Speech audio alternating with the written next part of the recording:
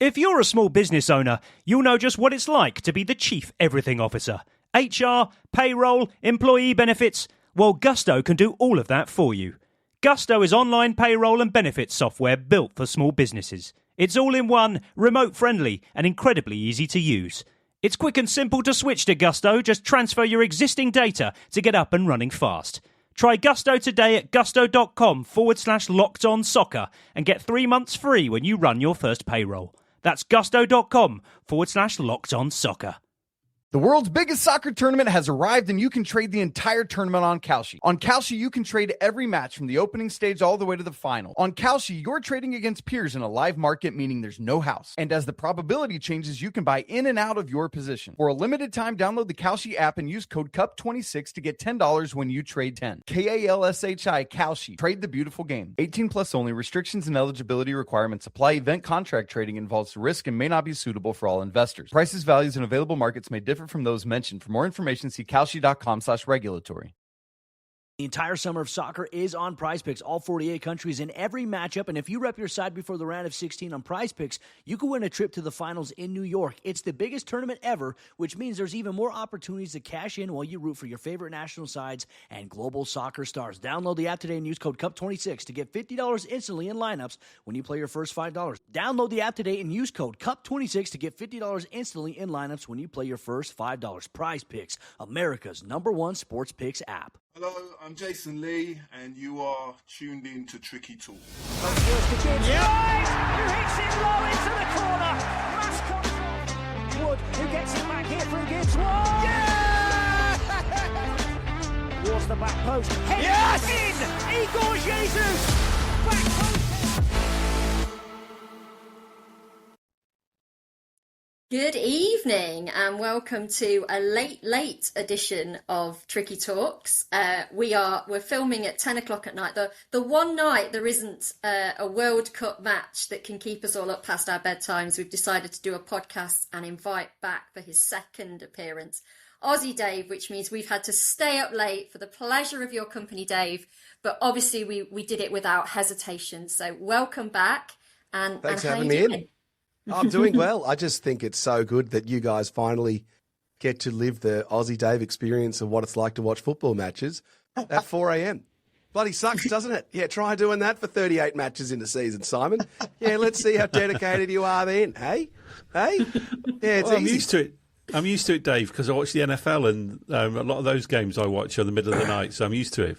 Yeah, the NFL's pretty brutal. But, yeah, goodness me, it's great to see you guys and chat Forest, obviously at a time where we're thinking and our thoughts are with the World Cup. We'll obviously get to that. I also found it quite fun to reconnect with some of the past Forest players. I've enjoyed seeing Montiel and Freuler and Niakate, for example, for the other teams too. It's quite, and also just the reach of Nottingham Forest at this World Cup is certainly larger than I remember. I think it's our friend Rads did a video on Forest players and managers connected to us at this World Cup. There's quite a few of them. So it's good fun.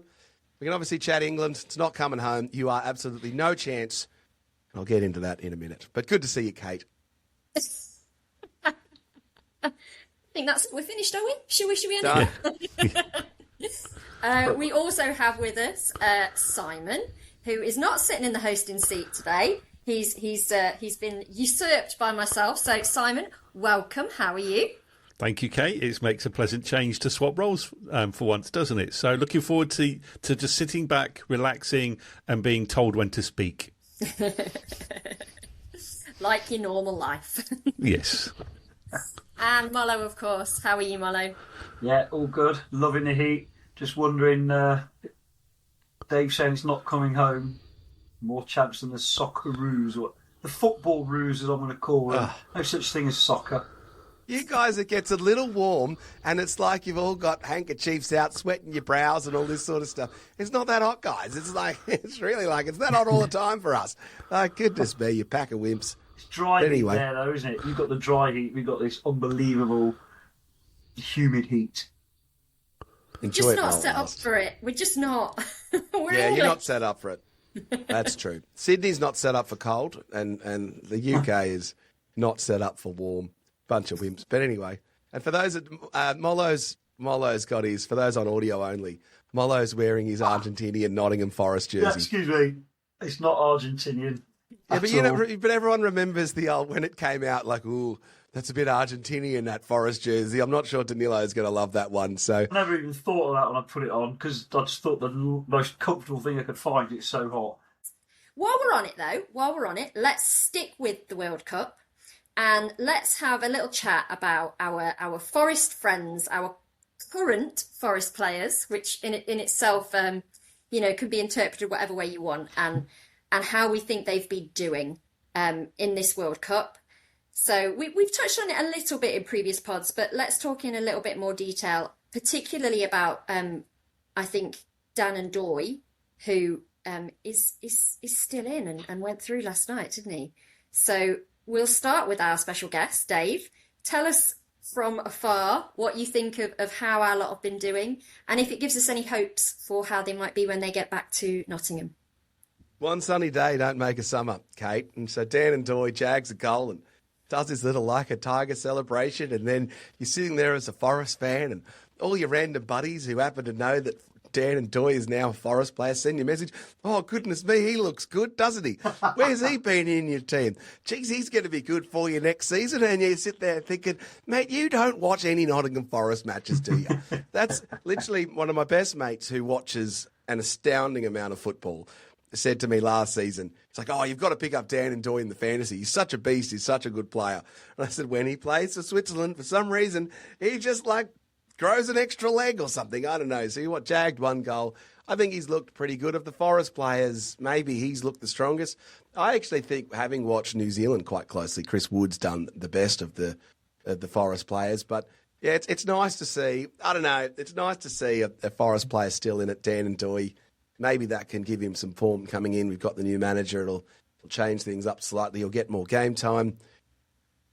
I think it's good to see. I don't think there's much better that he could be doing. So we'll see how they go. Come on, the Swiss. And what about you, Simon? Have you seen anything in any of our players out there in this tournament that's made you think, okay, we can use this, we can utilise this, we've not seen this before? Anything at all that makes you think, can't wait for them to get back on the pitch at the City Ground? I've seen nothing, to be honest, Kate. I mean, the only player that's really performed is Elliot Anderson. And, of course, we know he's being sold. So that doesn't bring us any hope for the new season. But I think it's been, to be honest with you, I think Sangari has probably impressed more with. I know the Ivory Coast haven't progressed in the tournament like they would have hoped, but he did all right for Ivory Coast considering the level that they're playing at as a team. I don't think there's anybody else who's really stood out. Even Dan and Doy, who's now the only remaining Forest player left in the tournament as we speak today. He scored one goal, which was in the middle of the night, so we didn't actually see it at all, unless you caught the highlights. He's been taken off in quite a few games live. Yeah. He's been taken off in quite a few games as well, and I don't think it's totally unexpected that he has made the furthest progress, given the fact that it's Switzerland have always kind of had a good opportunity to progress anyway, because they're a decent side. But yeah, overall, I think largely disappointing. Tyler Binden was was substitute for most of their games. Chris Wood didn't score, although he did have the one game where he assisted twice, which were really, really good. So thought he looked good, Simon. I thought he did but he didn't score, Dave, and he's a striker. So that's how strikers are measured. I think, isn't it, by goals? He's playing for New Zealand, mate, in a World Cup. They're not expected to score at all. There's my. Sorry, Kate, if it's not what you wanted to hear, but that was just it's my exactly what I thought honest you were going to say. To be quite honest, I think we've all felt it. Mollo, just to stretch that question out a little bit more. Often you find in a World Cup year that somebody really sets the tournament alight, and then everybody wants them, and then they actually get to the domestic leagues, and that they're not that World Cup star. I don't really feel that's happened in this World Cup that I've become aware of. Is there anyone you've seen that you've thought, wow, this is going to be their breakout competition? Maybe we'd like to see them come into the Premier League wearing a Forest shirt? Well, there's one, but I don't think apart he'll from be the coming whole to Forest. Argentina side, obviously. The Cape Verde goalkeeper, surely. we've got our Argentinian. We'll make do with the one we've got. I love him to bits, but unless he plays for Argentina. 1 or 2, but it's been hard because of the new format of the World Cup. You've had a lot of almost FA Cup style games with David and Goliath. So you've had teams that have defended for their lives against teams that are trying to break them down. We've seen that with England. I think going back to the Forest players, I think it's almost all of the Forest players have been a microcosm of what happened last season as Forest players. Chris Wood didn't score many. I know it wasn't his fault last season. Did look fit last season, obviously, but wasn't fit. The players you've already mentioned. Dan Ndoye has been a little bit of a pest and also very lightweight and also no end product. So most of the time, so it's been very similar. The only one that hasn't is Elliot Anderson because Tuchel's put the brakes on him. Obviously, he's only playing 50% of his actual game. He's doing all the defensive stuff, passing backwards and sideways. He's not doing the driving stuff. The lad who, a couple of people that stood out for me. Then they mention with Liverpool, linked with Liverpool or people like that. And it's like, oh, okay. I thought actually, and this is no word of a lie, it's going to sound like I'm digging out somebody. I thought that other Ivory Coast midfielders looked decent that were surrounding Sangare. Sangare was absolutely the Nottingham Forest Sangare, wasn't he? Good in spells on the ball, losing the ball a lot, didn't make a 50-50 obviously. Won some headers, lost some, disappeared a lot when the opposition had the ball, but was neat and tidy on the ball and can play a good forward pass when he wants to. So it sums it up. The name's gone out of my head, but there's a winger that Liverpool are supposed to be very interested in. And I don't really watch much European football apart from Europa League games that we're in. I've never really heard of him, to be honest. And I saw him play, he looks good. And then the commentator said, and he's apparently in talk to Liverpool. And thought, is it Diamonde? Diamonde, that's it. I think his preference is to go to PSG, from what I recall. Yeah, well, who wouldn't? Yeah. And then, there's so many defenders have looked quite good because they've had to defend for their lives. You always look better when you're defending for your life, don't you, than having to concentrate for the game and watch those fast breaks kind of thing. Angus Gunn did very well. Didn't do anything wrong, but then again, he was playing for Scotland, a bit like Chris Wood having to play for New Zealand. So, no. And the other thing I thought, so many of the lower ranked teams' goalkeepers have had really good tournaments, but they're not that good over a season, So it's one of them, isn't it? The established players, though, to be fair, have really shone. So that's where I'd leave it, I'd say. Fair enough.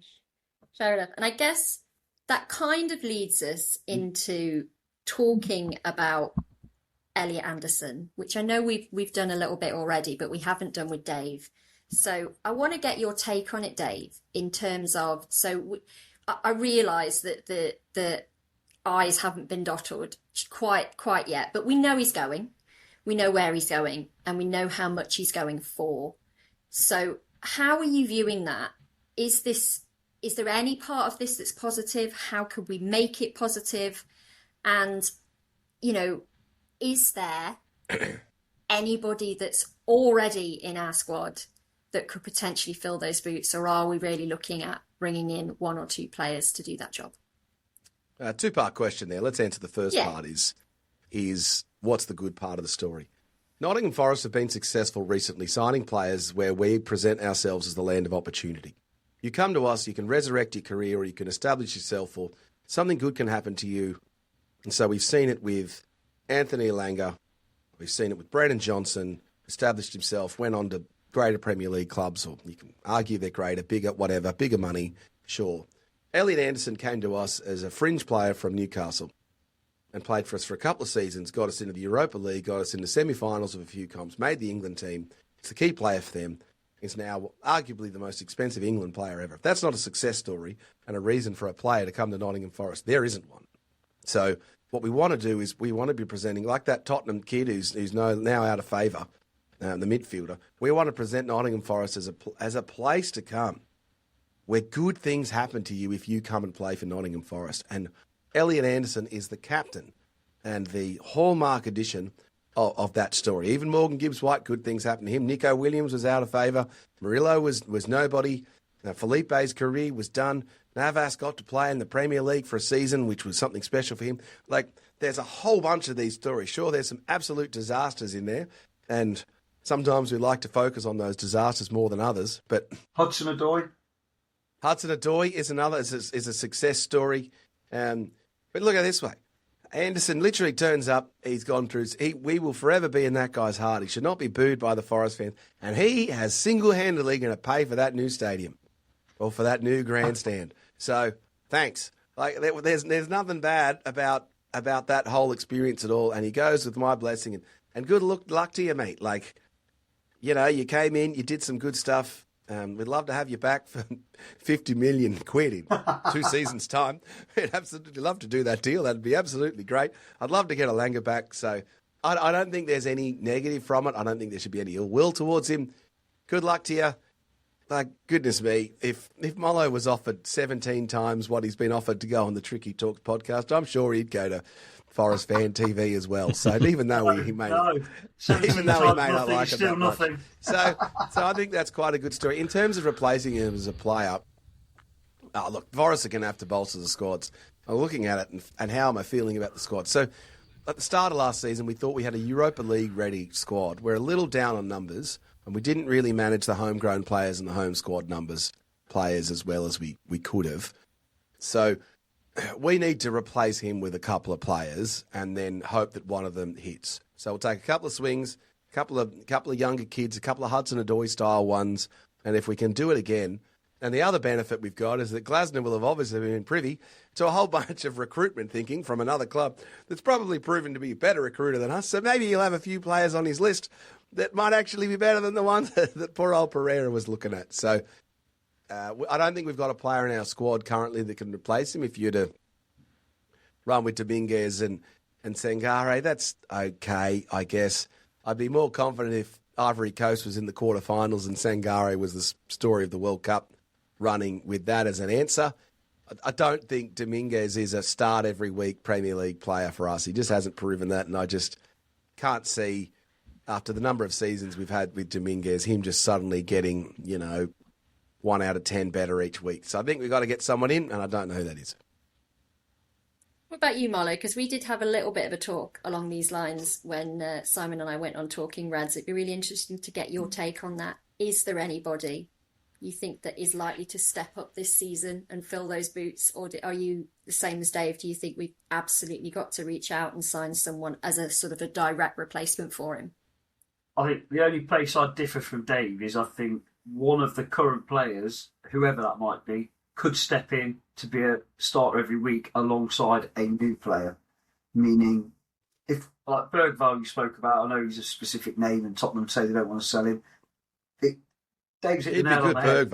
If Bergvall's signed for Forest, with all the things Dave's just said about come to Forest, look what happened to Elliot Anderson, and even he's not necessarily on his level, but he's a very talented young man, and he's only 20, which is staggering.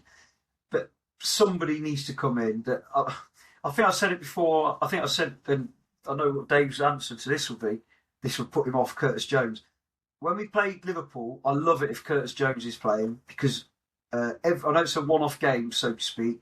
Every time he plays, Ryan Yates absolutely destroys him and owns him, like in every way. Do you know? And I'm not just saying that because I like Ryan Yates, and I'm not saying Ryan Yates should be replacing Anderson. That's not what my point is. But if he's so good, how is he consistently outplayed by him? At least McAllister came to the City Ground and turned it around when he got owned by our midfield previously. So I don't see Curtis Jones as the answer because doesn't quite fit the model because he's going to be 26 next season as well. So if we pay 40 million for him and get a 4-year contract, what's he going to be worth in 2 years, 3 years? He's not likely to turn into a world beater, is he, the way Anderson has.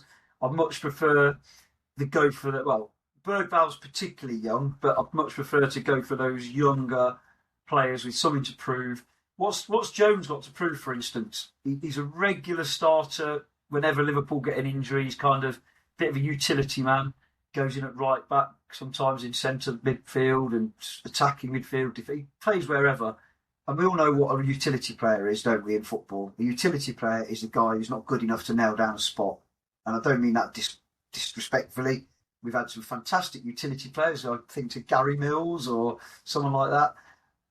That if you're not good enough to nail down a starting lineup in a position week in, week out, it's not like Anderson could play any position, but he was our starter centre midfielder, whatever, even though he could have played elsewhere.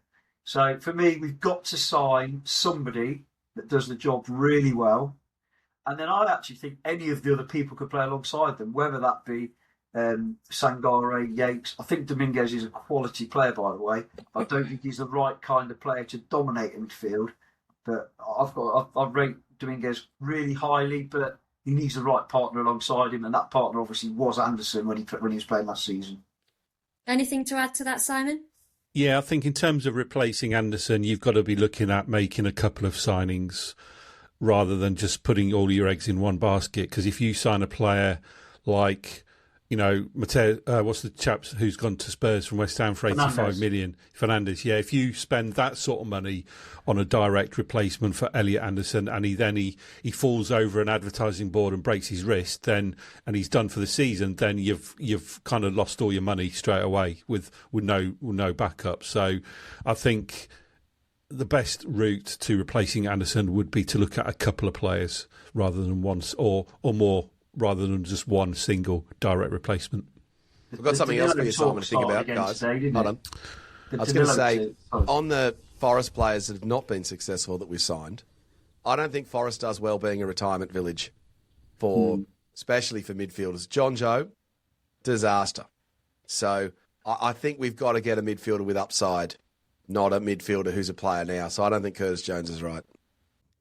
If you're a small business owner, you'll know just what it's like to be the chief everything officer. HR, payroll, employee benefits. Well, Gusto can do all of that for you.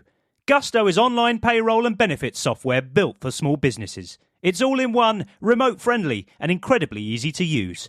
It's quick and simple to switch to Gusto. Just transfer your existing data to get up and running fast. Try Gusto today at gusto.com/lockedonsoccer and get 3 months free when you run your first payroll. That's gusto.com/lockedonsoccer.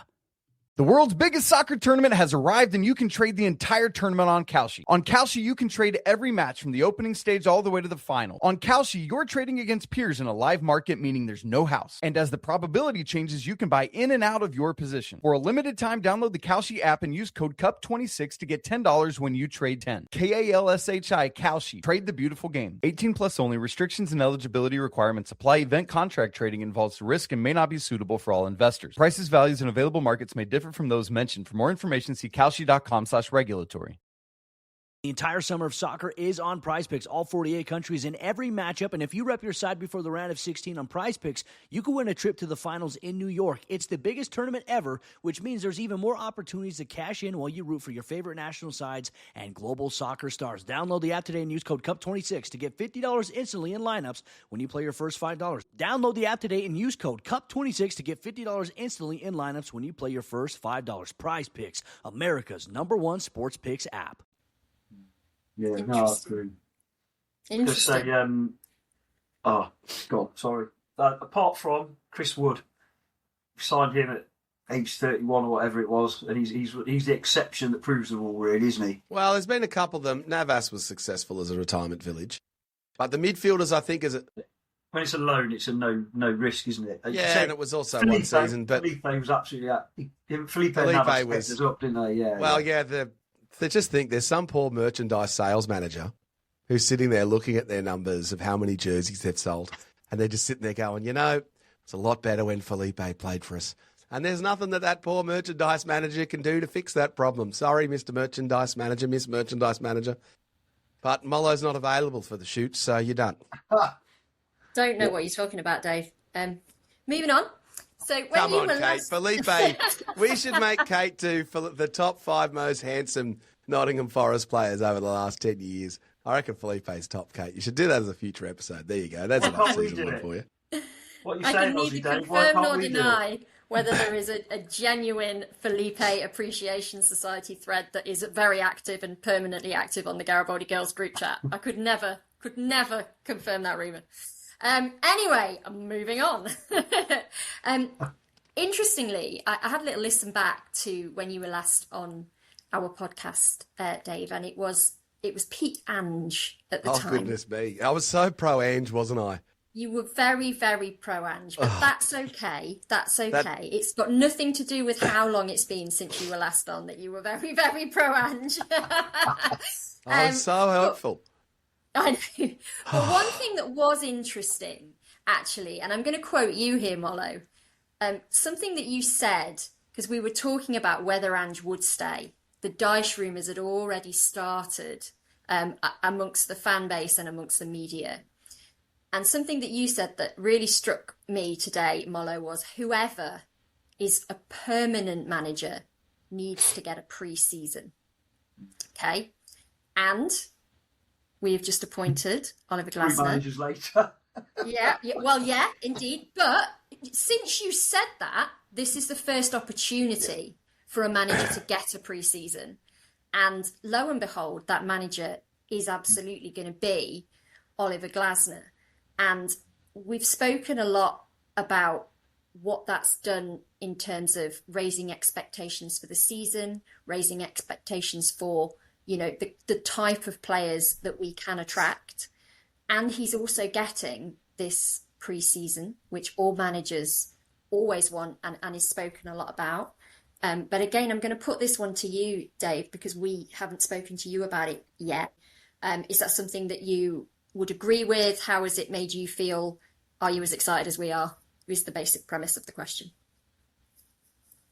Well, for starters, let's just be clear that Glasner hasn't completed the pre-season yet. So you can never be sure with Nottingham Forest that someone tried to play a trick on me. Said, Glasner's walked after one day. And I'm sitting there thinking, you're pranking me here, but you never know with Nottingham Forest.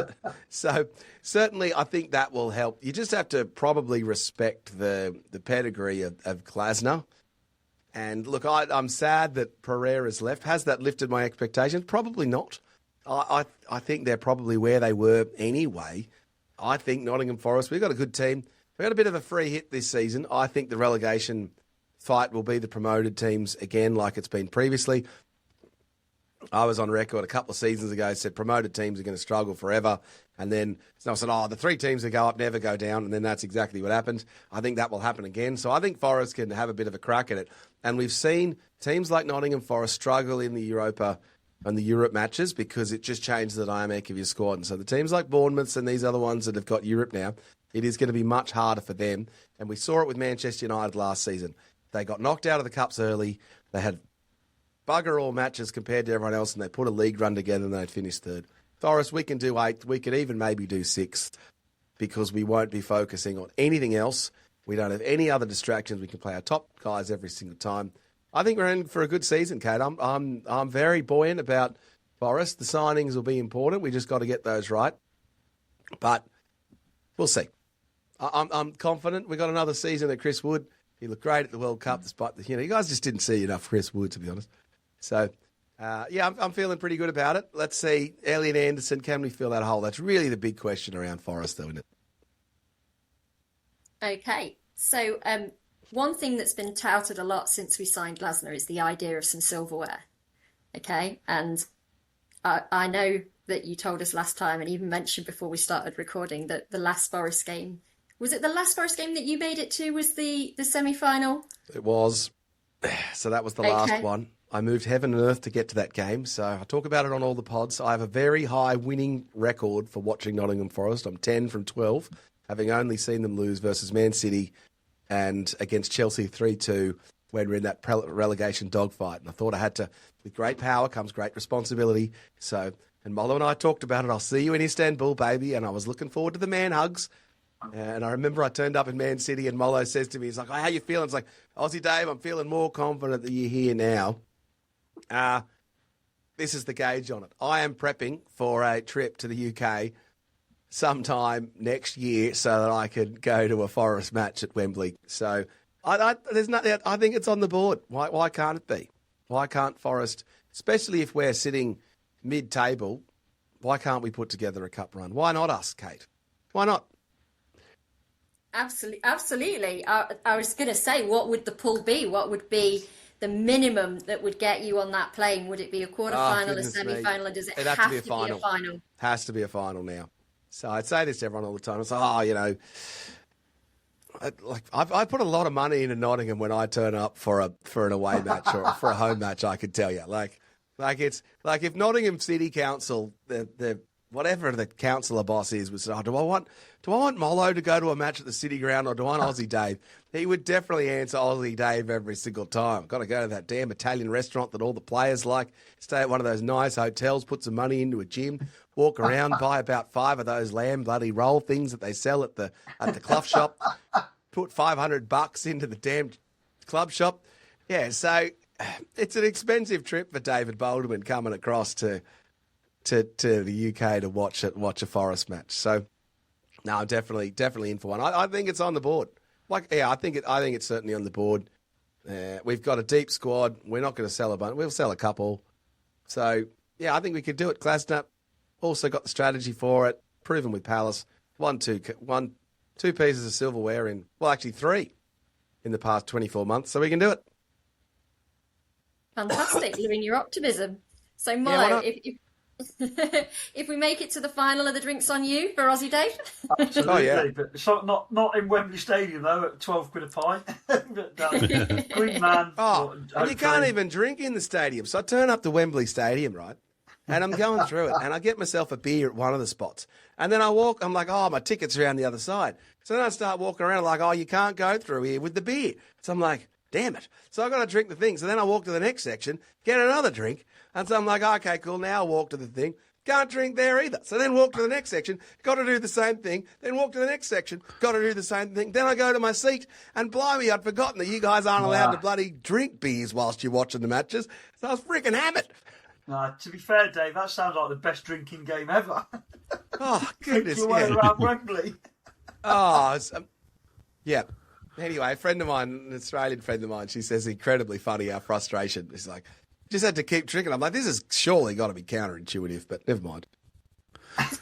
Well, to drink that many beers around Wembley Stadium, Dave, you must be loaded.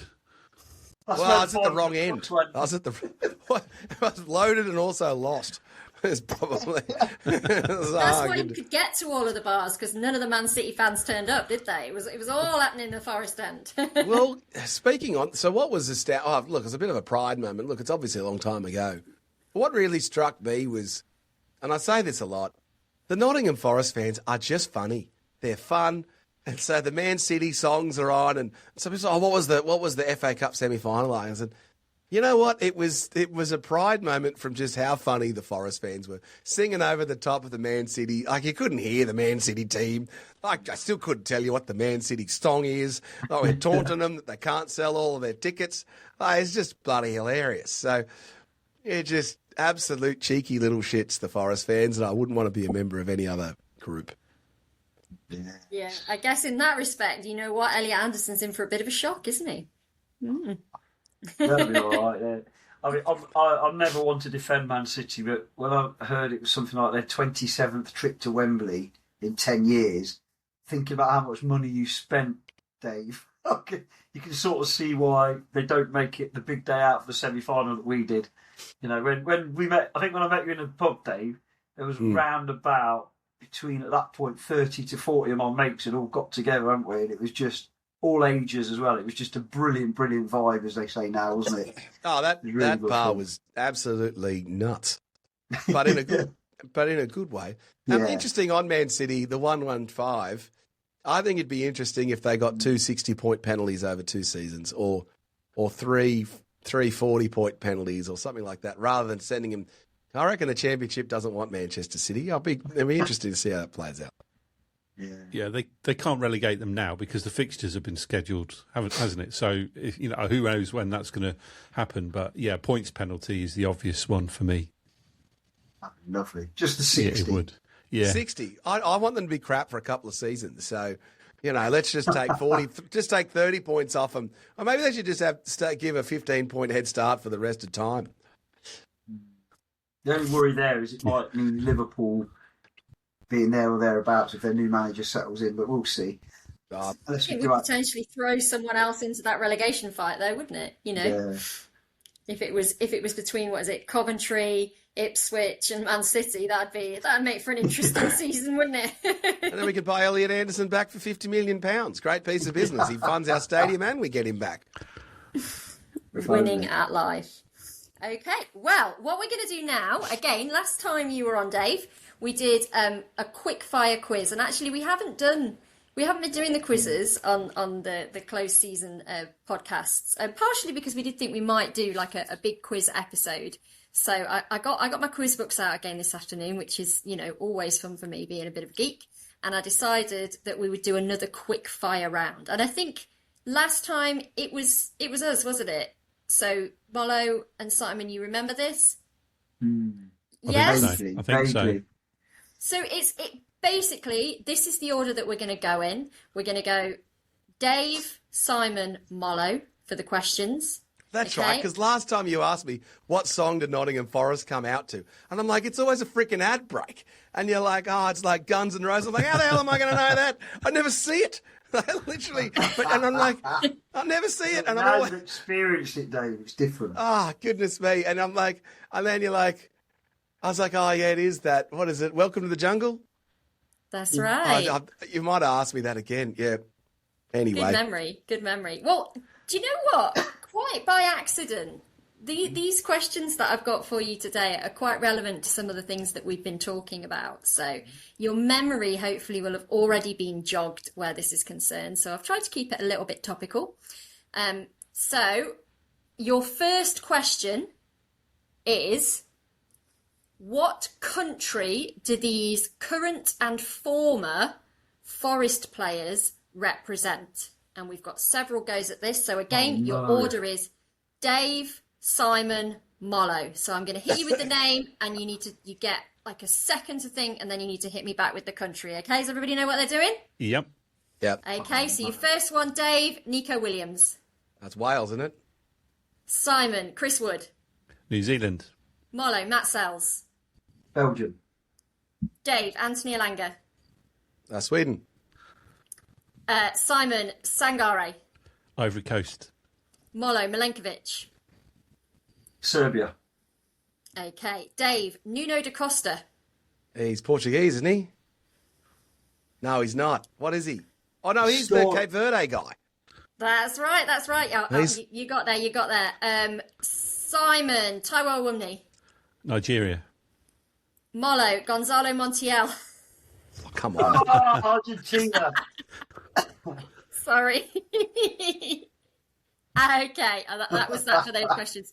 Yeah, you got me with Nuno. I was too busy going, oh, yeah, Nuno, Portuguese. I'm like, oh, no, I said it too quick. Here's one for you. Right. It was a fringe player. So actually, you all got that right. We'll give you the Cape Verde one, Dave. Yeah, so that was 100%. That was definitely the hardest one. You've rigged it, Kate, to give me the hardest one. I have not. I absolutely haven't. Okay, so your next question, similar format, same this order. Is good. Okay, name these permanent Forest managers from their initials. Oh, man. Okay. What, good one. From last season. Okay, you're AP. up first, Dave. NES. Nuno Espirito Santo. Simon, CH. Chris Hughton. Mollo, DF. Say again? DF. Dougie Friedman. Oh, Dougie Dave. Freeman. Yeah. Yeah. Dave, FC. Frank Clark. Simon, SC. Steve Cotterill. Oh. Or Steve Cooper. Interesting. Yeah, you can. Yeah, that's absolutely fine. Steve Claren. Steve Claren. Yeah. Or Steve Claren. Mollo, PM. Say again? PM. Gonna have to push you. Montagnier. Can't think of how you say his name. Philippe Montagnier, what his name was. Wonderful. The cheese Dave, guy. BD. BD. Oh, Billy Davies. Simon, SL. Sabri Lamucci. And then Mollo, CC. Colin Calderwood. Yeah, very Why good. was no one get BC? Why didn't I go with? BC. Oh, it's too easy. It's too easy. I mean, they're all pretty easy. Okay.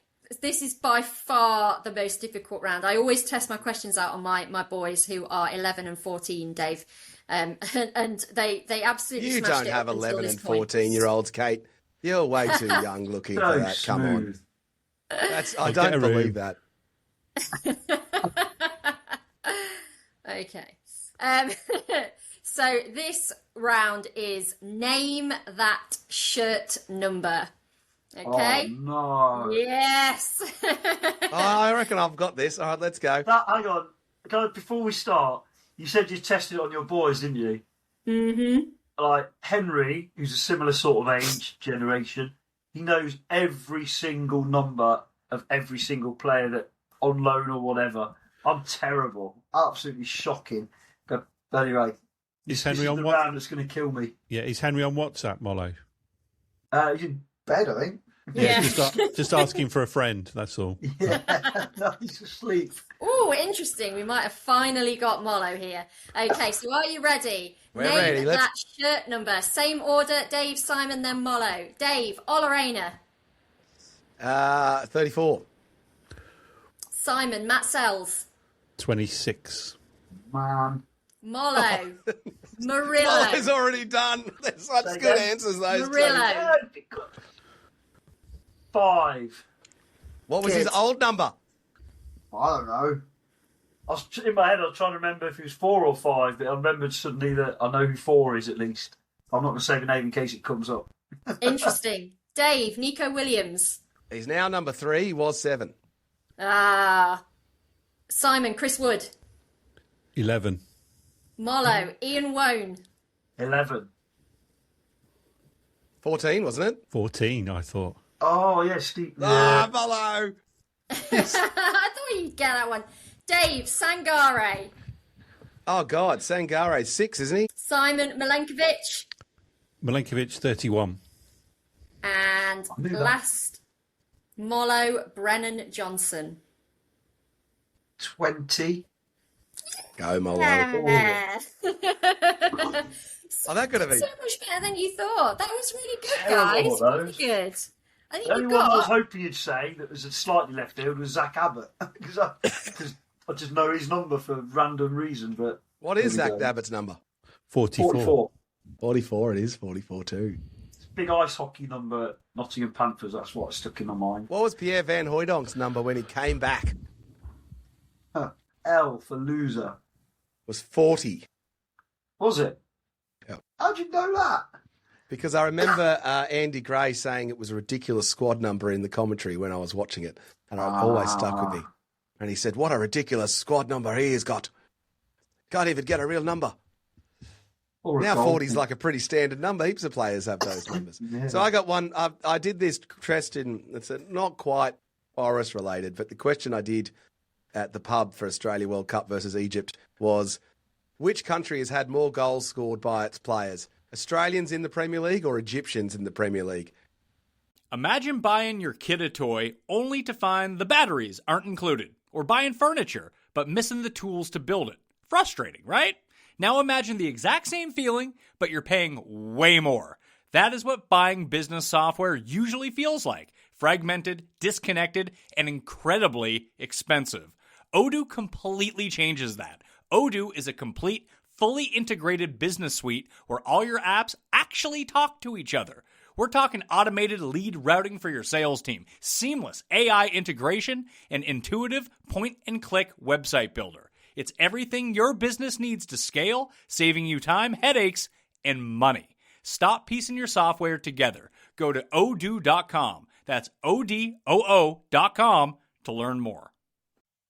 Tee off on the Turkish Riviera, Europe's premier golf destination. With championship courses in Belek and Antalya, luxury all-inclusive resorts and year-round sunshine, it is the perfect getaway under the Mediterranean sun. Play immaculate fairways designed by golf legends, then unwind beside stunning beaches and 5-star hospitality. Search Turkey on TripAdvisor now to book your ultimate golf holiday in the Turkish Riviera. This is going to be an extremely busy month. I have to watch 104 soccer games, follow the pregame, the postgame, yell useless opinions at the TV. It's a lot. So I knew that when it comes to screening for colon cancer, the choice was clear. The Cologuard Plus test. It can be used at home and can only take 15 minutes, so I can do it during halftime and not miss any action. If you are 45 or older and at average risk, ask your healthcare provider about screening for colon cancer with the Cologuard test. You can also request a prescription at Cologuard.com. I would say Australians, because Mark Viduka scored a shed load of goals, didn't he? Harry Kewell as well. And Harry Kewell, yeah. Yeah, so it's 264 to Australia and 257 to Egypt. It's really close. Close, then. Yeah, it's really close. It's a fun question. Mo Salah, I presume. A lot of them were Mo Salah. Okay, can I just touch on the England team before we move on to anything else? Is that allowed? It is allowed. Please give us your thoughts. Now, is hold it on. coming Can I home, just, Dave? So, for starters, can I just ask, why are you all traitors and support these players that aren't Nottingham Forest players? Like, I'm watching this game of Mexico versus England, and I still hate Harry Kane. Like, why was he going down in the box? Like, Jordan Henderson, what is he doing? Why is he there? John Stones, I'm like, you're not even in your own team. Gahey, whatever your damn name is, like, how can you like these guys? Declan Rice, Jude Bellingham, please. How can you guys support these players? Easy answer. You guys are calling yourselves Nottingham Forest fans and you're cheering on. This is blasphemous. It's about the badge on the chest, and that goes almost equally for England. I just can't. And then you get so excited about them, and you're like, guys, you're not coming home. Like, you could barely beat New Zealand. So anyway, I just think it's funny. You got lucky. God, the Mexicans, actually, jokes aside, I thought the English team defended brilliantly against Mexico, and you just saw those shapes and those structures. And I actually sent it to the Division 2 team that I manage. I said, look at the way the English defenders were moving across the line, and so what the Mexicans couldn't do is they couldn't progress the ball into a dangerous enough position to really threaten England. And you knew once they threw Dan Burn on, you're like, oh, goodness me, Dan Burner, like, he's completely irrelevant World Cup squad player, except he's there for this moment. And he was very, very good, and you just held him out brilliantly. So, yeah, there was a lot to be learnt for other teams on how to defend. It was like a masterclass, and you just knew an England team should actually be able to defend against a Mexico team that just didn't quite have the quality. One thing I noticed with this World Cup, American sports love a big star in big teams. So you think about it, it's like, it's not about the Chicago Bulls, it's about Jordan. It's not about the Lakers, it's about LeBron. It's not about the Patriots, it's about Tom Brady. And this World Cup is very star-driven. Ronaldo, Messi, Haaland. Haaland is up against your lot. The stars are there. I think he's going to knock out. Do you? Yep, I think he's going to do you. So you asked us last time how many Forest players it would take to be in an opposition side in order for us to support them, right?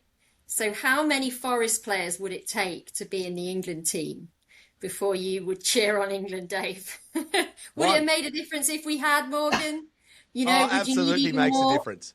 If Morgan Gibbs-White's in the... Yeah, I'm also just angry that Morgan Gibbs-White's not in that team. Like, and your left winger was bloody hopeless. Anthony Gordon, please. Please. That guy is rubbish. He wouldn't make left back for Derby County. God, come on, please. And so then you're just sitting there going... And what just bugs me is that they haven't watched...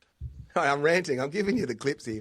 They haven't bloody watched what Morgan Gibbs-White can do, because he can actually play multiple positions. He can play either wings, he can play as your forward 10, and he can actually play as a deeper midfielder. And if it was Championship manager, he would have midfielder, attacking midfielder, right, left, centre. He can play all the damn positions, and he would have been so useful in that team, and it just bugs me. And instead you've got that buffhead who can't even freaking jump over a damn bloody advertising railing. Like, please, guys. Oh, didn't that look graphic? Goodness me, that would have hurt. Oh,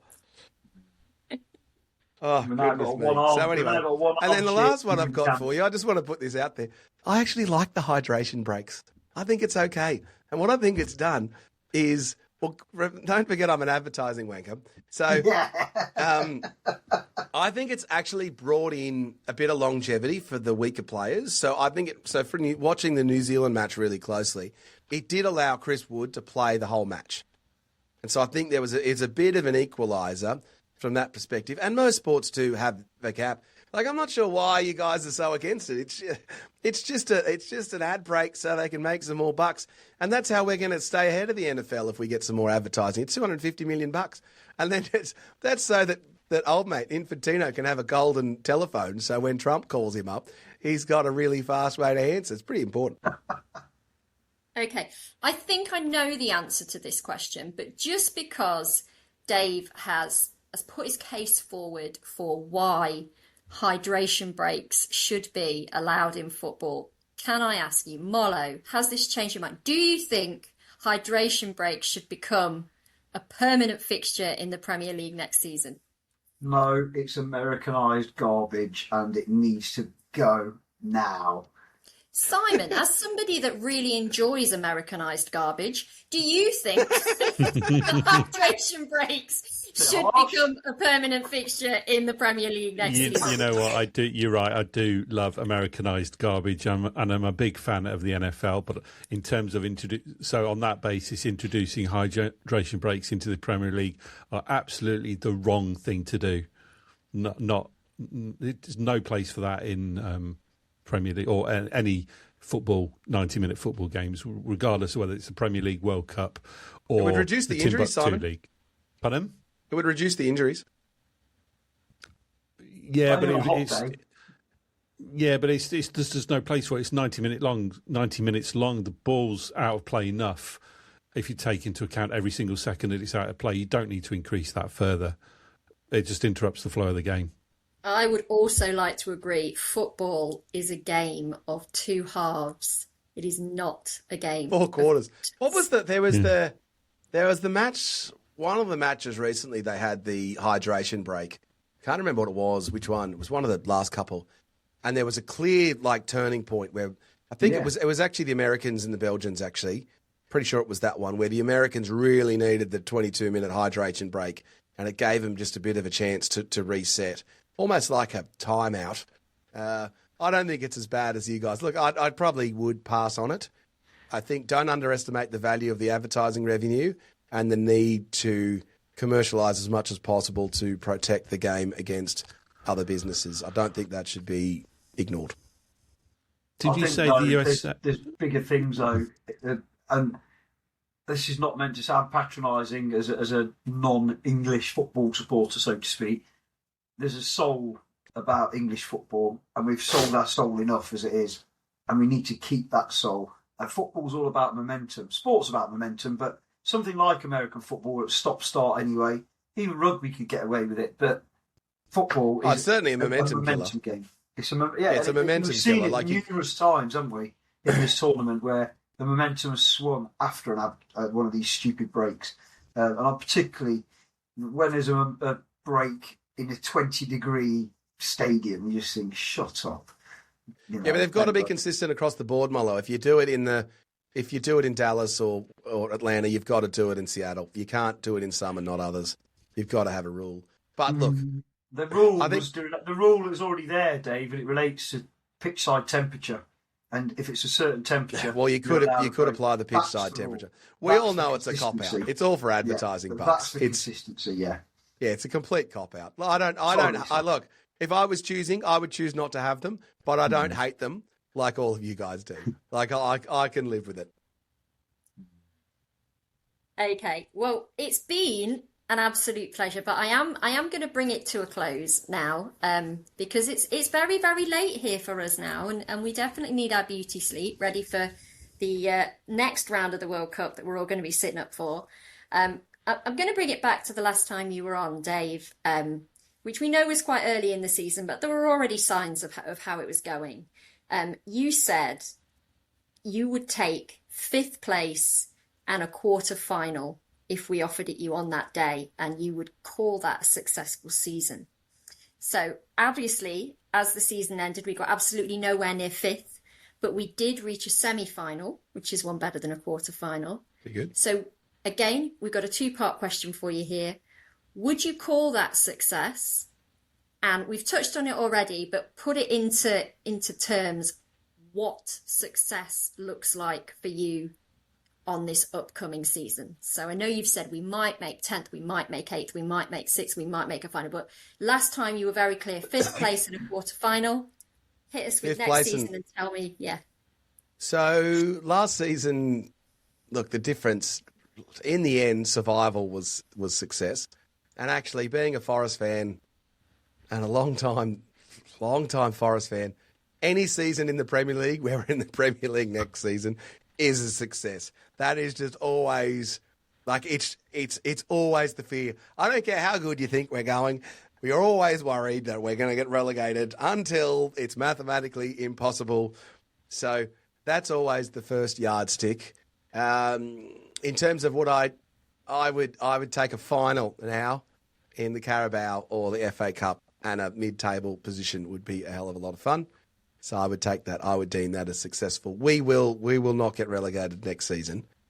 So yeah, a top 10 finish, Kate. That's on the board. I think we can do top 10, one of the cup runs, maybe even win one, and then the signwriter guy has to go to the City Ground and move all those things slightly to the left, because we've got to fit another one of those in and roll it in. It always makes me wonder how they sit there and work that out and how they do the measurements and move everything along. Like, I swear, Forrest, they should do a video on like how they calculate that and work out what the gaps are and how long the words are. So I want to see, what is it, 2027 Carabao Cup or is it Carabao Cup? Is that what they call it, or would they put League Cup? Yeah.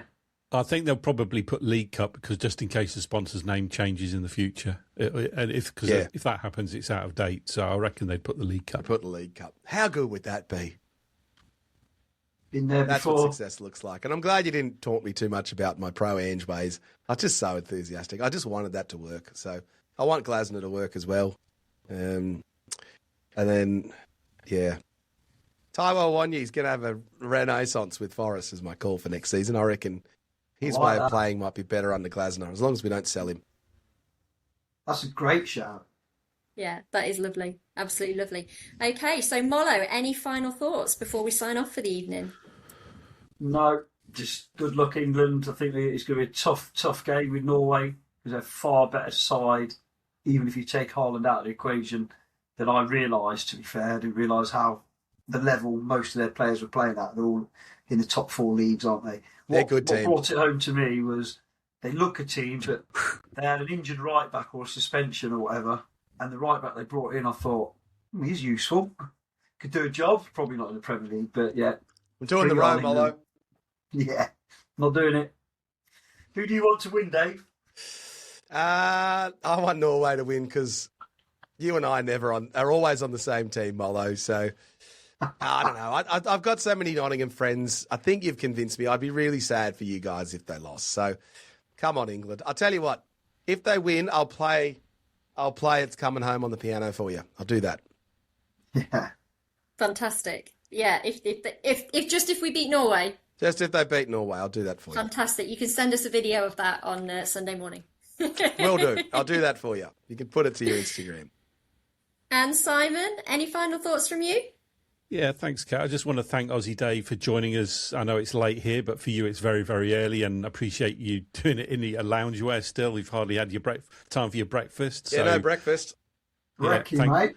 Yeah, thanks for joining us. Pleasure, guys. Again, we'll certainly have you on once more. And Kate, thank you for hosting the podcast tonight. You've done a great job, and this is probably something that we'll look to do regularly throughout the season, with Mollo and Chelsea also taking turns hosting, I think. So, yeah, well, great success. Well done. Thank you very much. And it's been an absolute pleasure, gents. We wish Chelsea to feel better very, very soon. She was due to be on, Dave. She isn't deliberately avoiding you. I can promise you that. Oh, yeah, that's all right. She's just not very well tonight. So get well soon, Chelsea. And thank you very much for listening, everybody. Please do look to social media and follow us on Facebook and Instagram and X.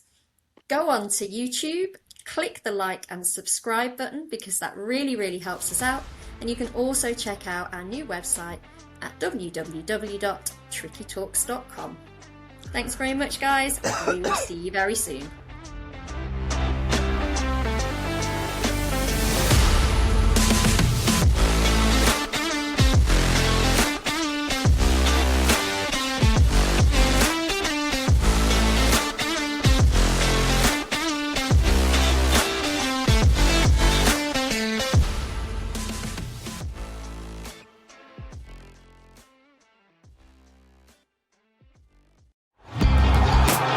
the biggest voices in sport on the Sports Social Podcast Network.